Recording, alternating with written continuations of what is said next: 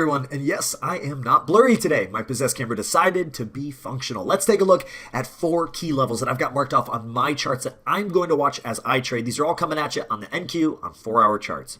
We're going to start with our first line from the top. It is at 17060. This is an area where on the shorter terms we have very recently at the time of this video encountered resistance and are having a difficult time actually pushing above. Because of that, I will be on the lookout for added volume if we break above. Now down below where price is trading, we have 16900.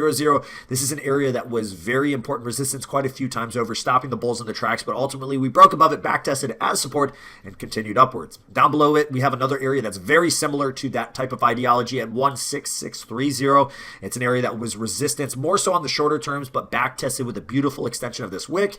And down below it even farther, we have 16460. This is another area in the market that I'm going to be on the lookout for if we start coming down. Good luck, happy trading, and I'll see you all very soon.